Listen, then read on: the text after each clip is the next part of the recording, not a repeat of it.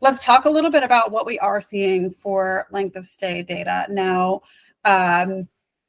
we obviously see that there's an increase in length of stay for snowbird season. But let's talk about what we see for June, July, and August.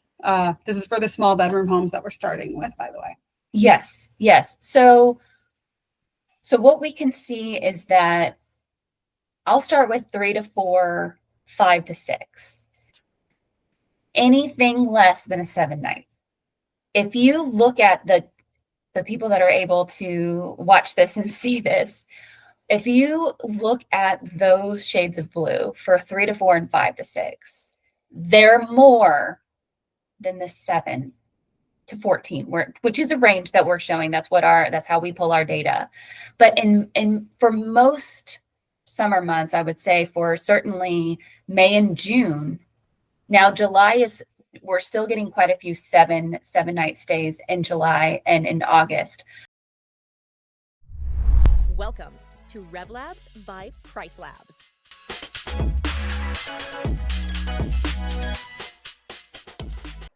Welcome everyone to another episode of RevLabs by PriceLabs, the podcast where we go over all things revenue management for short-term and vacation rentals. I'm here today with Amber, my colleague in Florida. My name is Monique, and we're going to be going over some trends that we've noticed in the Florida Panhandle market over the last few months and weeks, as well as looking forward. Before we dive in, I'm going to have Amber introduce herself in case you've never seen her before. Yeah, hi. I'm Amber Prickett. A lot of you, if you are listening in from the Florida Panhandle, if you're already a PriceLabs customer, you probably at least have heard of me, if not spoken to me directly. I'm a senior solutions consultant here. I've been with PriceLabs now for a little over 3 years. Before PriceLabs, I was a revenue manager for 2 prominent and large operators here in the Panhandle, and I've done revenue management for properties everywhere from Pensacola Beach to Panama City Beach, which is the area that we're focusing on today. Awesome. Thanks, Amber. And for those of you who don't know me, I'm Monique DeLorenzo. I am also one of the senior solutions consultants at PriceLabs. I've been with the team for just under 3 years now. I got my start in the industry because my husband and I purchased a vacation rental, and dynamic pricing was one of the first things that we looked into. Lo and behold, a few years later, here I am at PriceLabs. Like I said, been here for just under 3 years and absolutely love being a part of this team. Many of you have also probably met me from various events on the East Coast. That's typically the areas that I work on. So Amber and I decided to tackle this market together because we think that there is a lot to dig into here. So very quick agenda for today's overview. We're going to reflect back on spring break of 2025. We'll also look back to what we're seeing from Easter 2025, even though it was only a week ago. We're able to get some data already. Then we're going to start looking ahead to summer of 2025, both pacing in occupancy versus last year, as well as the length of stay insights, because I know Amber has some thoughts on those, and I agree with her for the most part.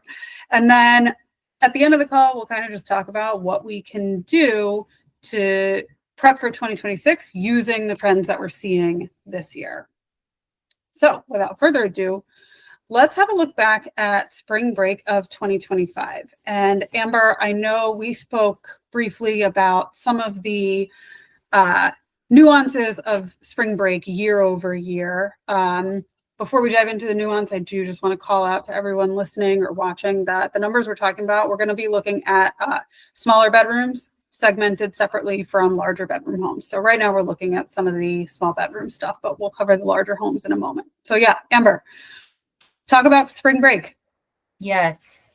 So for anyone listening that is a host or an operator in the Panhandle, and if this isn't your first year, you know that spring break is always a problem child. We are always scrambling to get the occupancy that we can. We are always trying to hold out on ADR and trying to get the best ADR that we can, but it is difficult every single year. And what was interestingly challenging about 2025 was that this was a year that we really had 5 core spring break weeks. And most years we have 4 core spring break weeks. In addition to that, which we're going to get into Easter next, but Easter did not fall within that core spring break time. So it made it really challenging from a dynamic pricing perspective. It's very challenging for any time frame that isn't repeated year over year and pretty consistent. We, especially with PriceLabs, we have ways to account for these emerging trends and things like that. But it's really difficult. So like this year, the dates were, March 8th through April 11th. And typically it's that it's really the second Saturday of March through kind of the end of March or very, very beginning of April. And one of our primary markets, meaning the guests that like to come and stay in the Panhandle, is Atlanta. And Atlanta schools were not all the same week this year. And so it was really, really interesting because usually we have 2 lead weeks out of the 4. So 2 will be really high and 2 will be kind of just barely anything. And again, so this year it was 5 weeks. And additionally to having that extra week, almost every single week got the same or similar occupancy, which is not something I've seen since I started in the vacation rental industry in 2018. So it was really interesting, which made it even more challenging this year. But, looking at this data right here and just to verbalize, it really wasn't as doomsday as it felt. Now that we're reflecting back and we're looking at this data now, we should say that we're looking at everywhere from Pensacola to Panama City all together. So we know that there are some nuances and there are some differences from market to market, from Destin to Miramar Beach versus 30A. Sure, there are some nuances and some differences, 100%. But it's just, we wanted to get a good idea to have this conversation of how bad was it? Was it actually that bad? And the data that we're seeing is it wasn't really that bad. It was more flat. It was soft. Some people say flat, some people say soft, but nothing extremely far down, nothing pacing so far behind that was, like I said, doomsday. And, when we're looking at the dates, it's really interesting because do you want to look at the exact same days as last year? Not really, because the days there's this extra week kind of hanging in there. So it's also difficult to have this data conversation because it's really not fair to do a year over year apples to apples comparison. Yeah, that's a good point. And for anyone who's listening and not watching the screen right now, I'll quickly call out what the growth was year over year. So if we're looking at spring break of this year compared to the same time last year, not necessarily matched up to spring break. We're looking at a decline in growth. We're down 1% for occupancy. We're down about 3% for the median booked price, and we're down about 4% in RevPAR for the small bedroom homes. However, if we adjust those dates and look at spring break of 2025 compared to spring break of 2024, we're actually up across the board in those 3 numbers. I will also click over now to the large bedroom homes. Pretty much same story holds true. Occupancy is the same year over year when we're looking at the same exact time last year. But when we're looking at spring break 2025 compared to 2024, we are seeing growth across the board. And it's a little bit more significant for the larger bedroom homes than it was for the smaller bedroom homes. Amber, I want to ask you a question about this, because when I look at this and I notice we're actually ever so slightly behind where we were for the same dates, not adjusted for spring break. Why do you think that could be? So we have snowbird season right before spring break season. And snowbird season is when the retirees want to come and stay here and not spend that much money and stay here for a month or 2 months. And so that's typically January, February, a little bit December, November, December, but primarily January, February. So what happens is as those snowbirds leave, those spring breakers are coming in, and usually that first week of March is like still kind of like a ghost town, meaning during snowbird season, if you don't get a snowbird, you probably aren't going to get anyone. And so it feels a little bit like a ghost town around here, particularly thinking about like Panama City Beach, which is where I live. And so I see it more so. So I think that because when we were looking for 5 weeks to compare in 2024, that included the core spring break weeks, we included that initial part of March. And I think that just kind of pulled down those averages a little bit more. So it showed more growth for that time period. Okay, cool. That's really helpful, Amber. I also want to talk about you mentioned that there was no clear winner in terms of which week performed the best this year. Have we ever seen that before? Not that I'm aware of at all. Okay. Not to name drop, but just to talk about Megan Myers real quick, or Megan Moylan. You might still know, listeners may know who she is. She has her own podcast, and we were just kind of talking about this, and she was shocked that Atlanta didn't really do much. It didn't really pull the occupancy up like it usually does. Yeah, I've never seen anything like that. It's just really interesting. And it goes to show like how much influence feeder markets have on our performance, on our demand, because we're an area that attracts so many families, and those families typically are, planning around public school systems, public school schedules. So yeah. And in addition to that, we also compete a little bit with ski markets. So depending on what's happening in ski markets, now this is not necessarily Atlanta. It can be Atlanta. It could be other feeder markets, certainly. But we're like competing. So if ski markets are having an amazing ski season, we are going to be losing guests to ski markets too.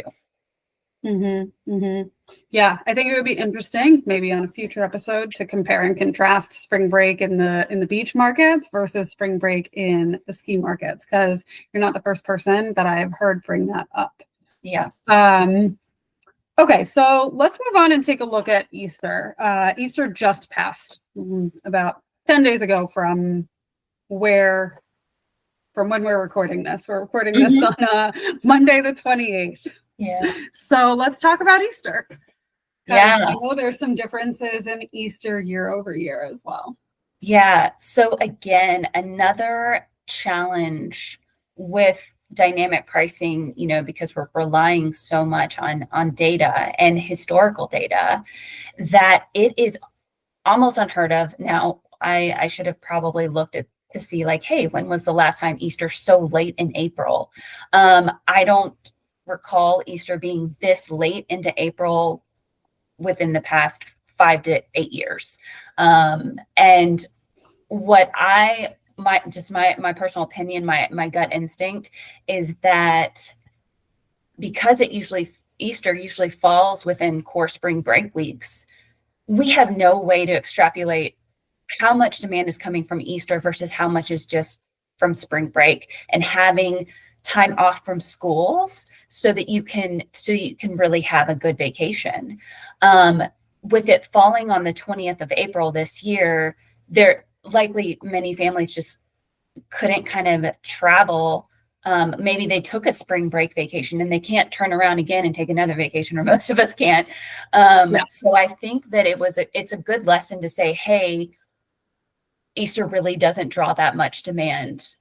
It's when Easter falls within those core spring break weeks that we can guarantee a really high demand spring break week. And typically Easter falls within that Atlanta week right? So it's like Atlanta schools. Well, is it Atlanta schools? Maybe it's not Atlanta schools. Maybe it's a combination of Atlanta schools and Easter being that same time frame. But when they're separated like that, we just really, really didn't see much demand for Easter. So these numbers are heavily down from previous years.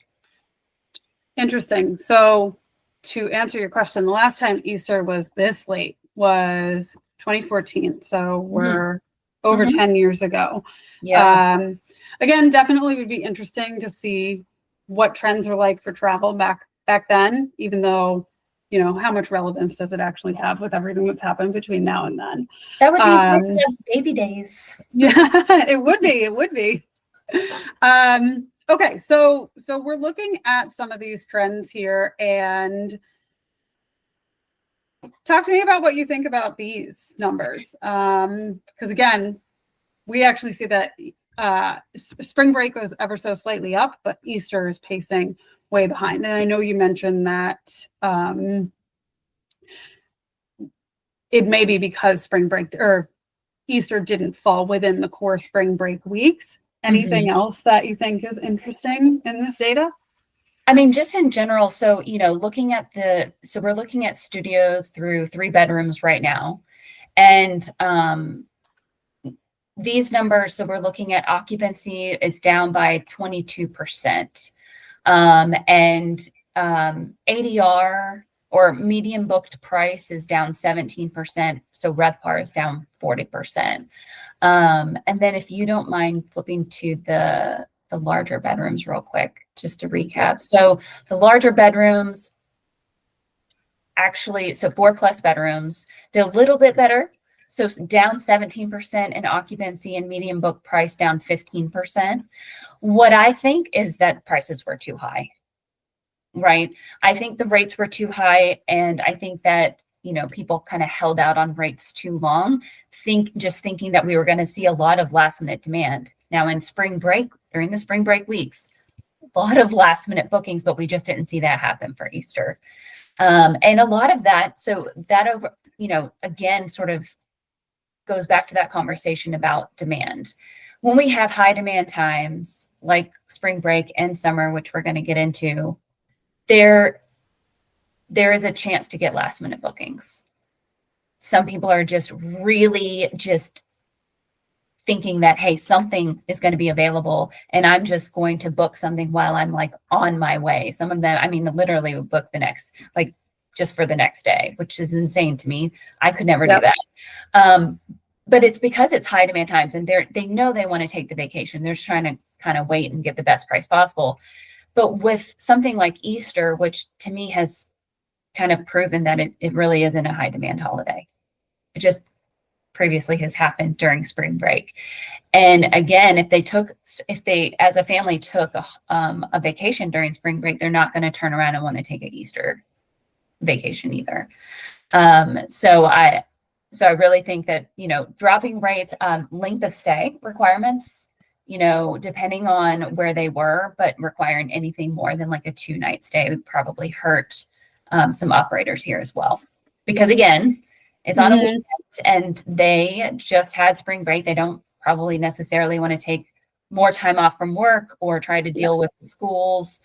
So that's my thought, is that rates probably too high more than anything else. And hey, probably could have been a little more lenient on your minimum length of stay rules.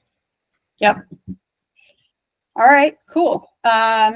Before we move on to the future, anything else you think that we should touch on regarding spring break or Easter performance? Yeah, you know, I think that, and one thing I want to kind of elaborate on a little bit more when we start talking about preparing for 2026 is resisting the urge to slash prices like last minute and start occupancy-based adjustment drops to rate earlier on, like really making sure there is your rates are kind of responsive to how booked or how open you are. so that you're not having to continually slash prices within the last 2 weeks trying to get like any occupancy you can get. And that goes for spring break and potentially for Easter. I think that Easter just in general was just overpriced, you know, in the grand scheme of things. But you know, this sort of panic that can happen last minute during spring break. I think that if occupancy-based adjustments had been starting like 150, 120 days in advance, and just incrementally small adjustments to rate and that are responsive to how booked or how open you are, can go a long way versus just slashing your price last minute, you know, slashing it 30, 35% when you could have had like a gradual adjustment further out, if that makes sense. Yeah, it makes total sense. It's advice that I am commonly giving to property managers. So it's nice to hear it reiterated from someone on the team. Awesome. All right, let's move ahead to look at some of the pacing data for summer of 2025. Again, broken down into small homes and large homes. Occupancy wise, we are pacing slightly ahead compared to where we were last year. We obviously know that June and July are the biggest peaks in the Panhandle. So not quite as dramatic for final occupancy where they ended last year. Same with the larger bedroom homes, although larger bedroom homes don't look to be pacing quite as far ahead in terms of occupancy. Anything interesting that you think we should note here, Amber? So a couple things to generally keep in mind about the 4+ bedrooms versus the smaller ones is that 4+ bedrooms, generally speaking, they're going to book sooner. They're going to have a longer booking window. With these large homes, maybe it's a few different families coordinating schedules. It's a large group of people that have to come together to decide on when they're going to vacation, where they want to vacation, etc. So a lot of times that booking window is larger. So we're sort of past the average booking window for these large homes, or we should be. They should be very, very booked at this point, and they are, right? So we're seeing that, you know, for June, we're looking at about 50%, and then it gradually decreases from there. But we are pacing ahead compared to last year, albeit small. It's still a good thing that we're pacing ahead. It still says a lot that we're pacing ahead at this point. Now, what the reason the small homes, the studio to 3 bedrooms, it might look more dramatic because we're kind of just getting into their prime booking window. Less people to coordinate, right? So when it's, you know, 2 to 6 people, they can really plan things last minute. Now, that being said, I was just talking about spring break booking last minute. So, and I mean, I saw large luxury homes booking like 1 to 2 days before people coming down for spring break. So we could still see that in summer. So it's excellent to see that we're already pacing ahead.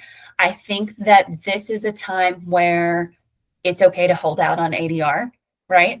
Like, hey, if we're pacing ahead, I mean, personally, when I was a revenue manager, I would much rather get a healthy ADR in a 5-night stay versus a lower ADR in a Saturday to Saturday, which is kind of my next thing to talk about. So yes, we are pacing ahead, and we are doing, you know, well in terms of occupancy for everything from studios to large homes. But what I'm still seeing are operators in this area really holding on to that Saturday to Saturday, and it drives me crazy. I don't see the need for it. You know, this is something that was very, very common when I first got into the industry in 2018. And the fact that we're 8 years later, 7 or 8 years later, do the math, you know, it's still, people are still requiring that Saturday to Saturday. And we're seeing so many more people getting into dynamic pricing, which is fantastic. And it makes me so happy. But they're still holding on to this sort of legacy approach to this check-in and check-out restrictions. And, you know, I think that when we used to be able to get 100% occupancy in summer, or very close to 100% occupancy, it made sense from sort of an operational perspective and just kind of a clean calendar that everything could fill up very easily and very clean if it was Saturday to Saturday. But we haven't really seen that since maybe post-COVID times, that post-COVID boom that we had. Certainly you could get that Saturday to Saturday, you could get a really high ADR. The last few years, it's great that we're pacing ahead now, but it's something that we need to kind of still keep an eye on and probably be more lenient around sort of that more legacy mindset of having a Saturday to Saturday rule. And I think we're about to get into some of that. Yeah, I was waiting for the cue. So yeah, let's talk a little bit about what we are seeing for length of stay data. Now,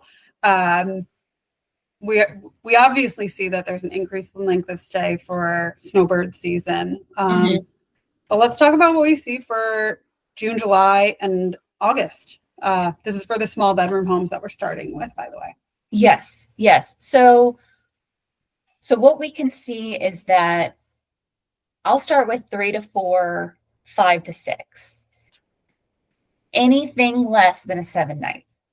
If you look at the people that are able to watch this and see this, if you look at those shades of blue for 3 to 4 and 5 to 6, they're more than the 7 to 14, which is a range that we're showing. That's how we pull our data. But for most summer months, I would say for certainly May and June. Now July we're still getting quite a few 7-night stays in July and in August. But what I think we're going to start seeing is that it's going to start dissipating as well as we get closer to July and August for those that have like a cascading minimum length of stay rule. So what I would say, and particularly, gosh, if we're looking at studio to 3 bedrooms, I would not have a 7-night minimum at this point. I would go to probably 3 days, because we're only a couple months out, not even a couple months. Yeah. So yeah, I just be open-minded. Think of what it would look like. See if certainly operationally you want to be able to handle it, but I guess in my opinion, 6 months, like when we're going to talk about prepping for 2026, I don't see any reason to hold on to that Saturday to Saturday once we really get into prime booking season, which starts in January.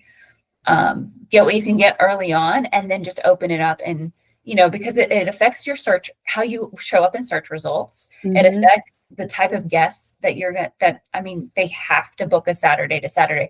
Not everybody's able to do that. Maybe some people want to stay a Sunday to Saturday, or, they need like some sort of downtime, some sort of buffer time that interferes with their weekly work schedule or whatnot. So yeah, we're still seeing those 7 nights, particularly when we're looking at July and on, but we're seeing more 3 to 6 days May and June.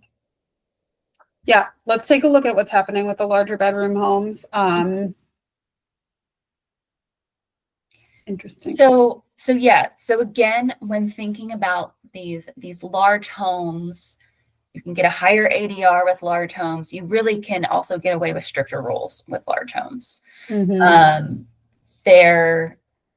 their own sort of beast. And it takes a certain type of guest to be able to afford the large homes in the Panhandle. And so we are seeing more 7-night trends in June and July than we were for the small homes. And that does make sense. But I would still say, hey, if you're trying to be competitive, and if you want to go against the grain and not sort of follow this legacy trend, go ahead and get rid of that Saturday to Saturday. Drop to a 5-night minimum. Yeah. Make it a 5-night minimum. Make your small homes a 3-night minimum, and let the rest of summer fill up. Yep. And dropping the Saturday to Saturday doesn't even necessarily mean getting rid of the 7-night stay rule, right? Because with a tool like PriceLabs, you have the ability to fill in those orphan gaps if you get a Friday to Friday or a Thursday to Thursday or a Sunday to Sunday. Let those gaps fill in automatically, because like you were saying, like you can still get high ADR for those slightly shorter stays. You can fill your calendar in, and as long as your operations are good to go, like that could be the make or break moment for you and how you perform overall this summer. 100%. And that's a great segue to start talking about prepping for 2026. Yeah. So for 2026, we don't really have any like charts, data. Let's just talk it out. Yeah. So, what I would recommend to revenue managers, first and foremost, even when you're using the dynamic pricing software, it is important to flex the human control factor. So when you have finished a season in 2025, you need to make sure that season for 2026 is buttoned up, right? So that means spring break of 2026, do your own research. Yes, dynamic pricing is helpful, and we do our research and we have our data sources, but as a revenue manager, use your own expertise to do your own research, see where those feeder markets, see which weeks they're coming in. When is Atlanta, when is St. Louis, et cetera, et cetera. Do your own research and really get spring break buttoned up. And I see zero reason to require a Saturday to Saturday for spring break of 2026. Just my personal opinion. Spring break is a problem child every year, so I don't know why we start with a Saturday to Saturday for spring break. Go ahead and have that flexibility. Have the 7-night cascading minimum. Just like you said, you can have that 7-night requirement, just don't have that Saturday to Saturday check-in and check-out rule. Yeah. Then have it, cascade down to 5 nights when we're within 6 months, and then maybe 3 nights when we're, just have it cascade down, but get rid of Saturday to Saturday. Yeah. And also, take this year as an experiment of not having 2 lead weeks and 2 down weeks, 2 up weeks, 2 down weeks. Go into it thinking, hey, any week could be an up week, any week could be a down week. What I really want to do is try to have a good, make sure your base price is buttoned up, let the system do its thing, and have your cascading minimum stay rule. Easter, find out when Easter is, find out if it's during core spring break next year, which I'm pretty sure it is, which school system, which feeder market's going to be that week, and add extra premium for having both of those things happen together. That maybe alone, what we saw this year was that alone, they're not really driving the demand that we've seen before, but we'll probably have that again next year. Right? Because both of those things are going to be, sort of stacking up together. Yep. And for everyone listening, Easter of 2026 is on April 5th. So it is about 2.5 weeks earlier than it was this year. Yeah.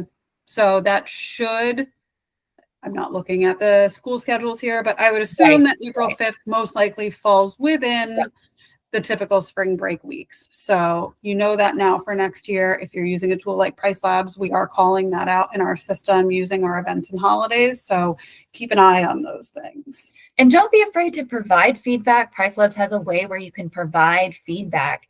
And now is like the best time just to go ahead and give us feedback and say, hey, based on what we saw for Easter this year, based on what we're seeing for when Atlanta spring break week is, I think that Easter is too high, or I think that Easter is too low. Just go ahead and give us that feedback. So I've talked about Saturday to Saturday, but let's talk about looking into summer, right? Yeah. Looking into summer. And again, if you just really can't imagine and can't wrap your head around not requiring a Saturday to Saturday, consider just requiring it up until booking season. So up until we get back from holidays, January 2026, when that booking season really starts to take off, watch your data, watch your pacing data. And if you are not seeing what you think you should be seeing at that point, the first thing I would do is drop Saturday to Saturday. The first thing I'm going to want to sacrifice is length of stay / check-in and check-out rules. I want to hold on to ADR as much as possible. I also want to talk about occupancy-based adjustments. Go ahead and look at, that's another thing to do. So we've finished spring break. Now let's look at what happened with this spring break when we had our booking windows, when we, what kind of occupancy did we get, and go ahead and get that buttoned up for next year. For those that are listening that are more advanced users of PriceLabs, we have pricing profiles now. You can have different occupancy-based adjustments for different seasons. So definitely want to have something different going on for spring break than you do for summer. And look at that data as you have that data come in, and customize your occupancy-based adjustments to fit those booking windows and those goal occupancy rates. Yep. And yeah, I was just going to say, customize those occupancy profiles, make them work for you, make them work for your goals. Don't be afraid to get familiar with those numbers and hit goals of where you'd like to be and set those occupancy profiles accordingly. Also, differentiate them between the large and the small bedroom homes if you're managing across the spectrum here. Because those booking windows are going to be different. So keep all of those things in mind when you go to set your system up for next year. Absolutely. Mm-hmm. Cool. We kind of covered a lot here, Amber. Do you think there's anything that we missed that we haven't touched on? Any parting words of wisdom for our listeners? I am just going to say again that we'll probably still see a last minute surge. We're still going to get some, I think that's just kind of what we're seeing, not just in this market, right? We're a lot of different markets. We're seeing these shrinking booking windows, but what we're really seeing is that, based on, my customer conversations, is that some guests are still booking in advance.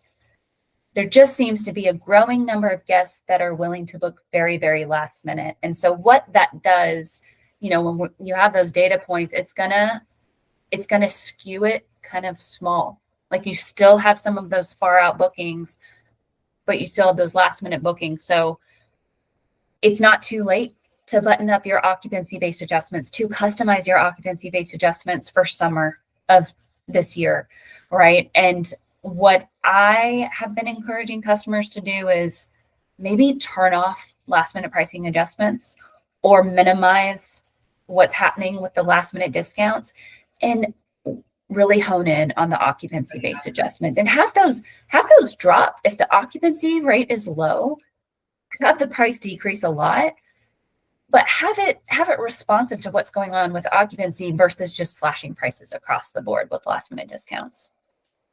Yeah, that's really solid advice. And I know it comes from a good place, given that it's from you, Amber. You have a lot of expertise in this market. I wouldn't have been able to put together some of these tidbits without your help. So thank you again for joining us. Hopefully everyone listening found this little deep dive useful. Email us if you have feedback or thoughts on what's happening in this market, or if there's any other markets that you want us to do a deep dive on, just reach out. We'd be happy to do so. Thanks again, everyone. We'll see you next time. Bye.